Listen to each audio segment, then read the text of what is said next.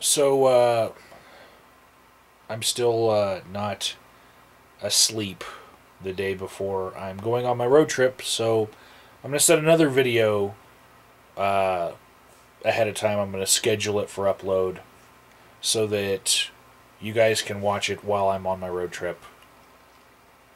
And this video and probably the next two at least will be for Cehbeach, because he wanted me to turn this story into a video because I told it in Skype in a large group and he was very moved by it.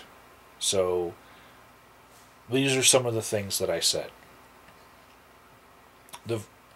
And all of them have to do with the type of indoctrination that you can get from your chain of command while you are in the armed forces, and in particular the Army, because Beach and I were both Army veterans. And the subject came up because I had recently filmed Mikey Weinstein from the Military Religious Freedom Foundation, and I had asked him personally if what was in the Air Force Academy's climate survey, that all of the pressure from that cadets had reported about people telling them that they needed to convert to a different religion, if all of that pressure was really cadet on cadet. And I asked Mikey Weinstein in his presentation, in the audience, I was able to ask him if that was if that was the same thing he was getting from his clients, because he represents a lot of people who complain about this type of proselytization, and he said that that was bullshit, because most of the clients that he represents have been experiencing this coming down from their chain of command. So, yeah, we were talking about this kind of pressure that people in your chain of command can have. This power over you. And if you don't conform to it, if you don't at least pretend to believe what they believe, sometimes they can abuse their power. And the first story I'm going to tell you guys about was my first experience with it. And it's a very small one. When I was in AIT, and for those of you who are military illiterate, that means Advanced Individual Training, my AIT lasted for 11 months. And I was learning electronics calibration from the Army, but I was on Keesler Air Force Base because that's where the school was. We learned alongside airmen. The government does try to save money by consolidating schools in different branches of the military so that people in different branches will still take the same courses if they're doing the same job in those other branches.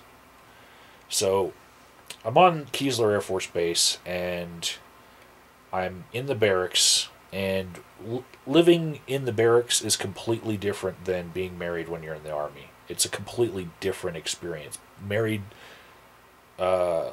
soldiers got to go home to a house where there was no one, in their chain of command at their home where they sleep.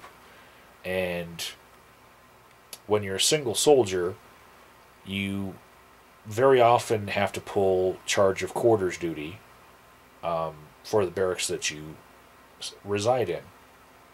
And there's normally an NCO, a upper level member of the Army, and a lower enlisted, both assigned charge of quarters duty at the same time. It's normally a 24-hour duty, but sometimes the roster gets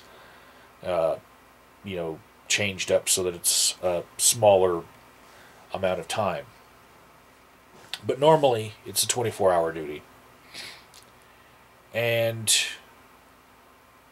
in my training detachment, there weren't a lot of sergeants to go around. because we were on an Air Force base and it was a very small detachment for training.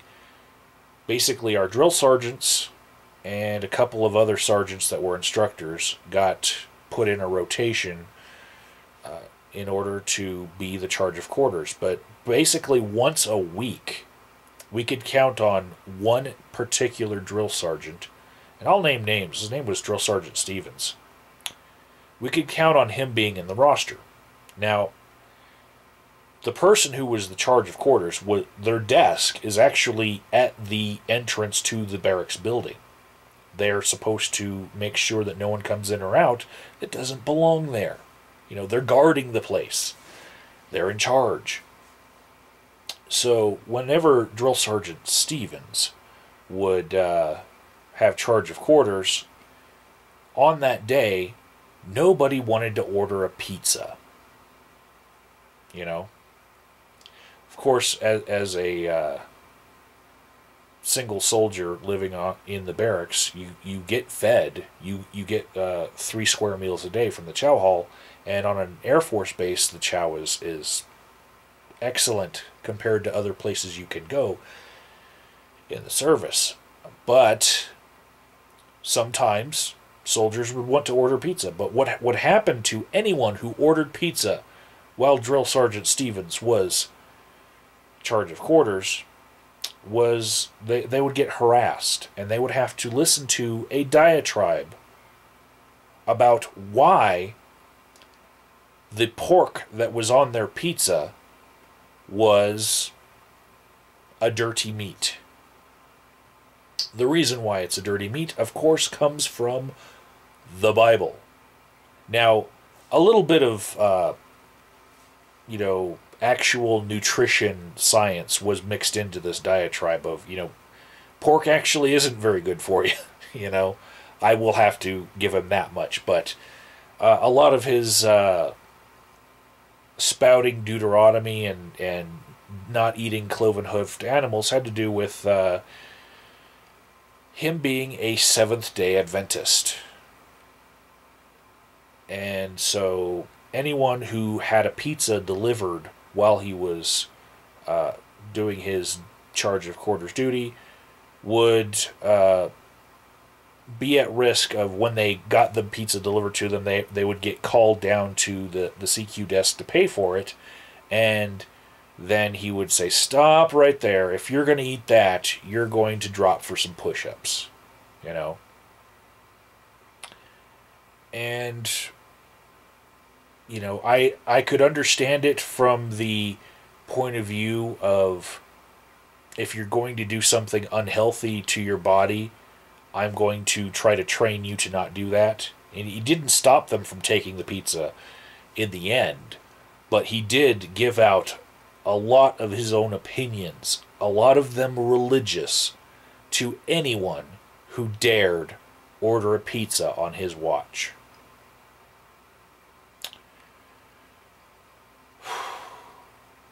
And I think I will save some of the other stories for entirely other videos that will probably be out in the same week that this video goes live while I'm still on my road trip.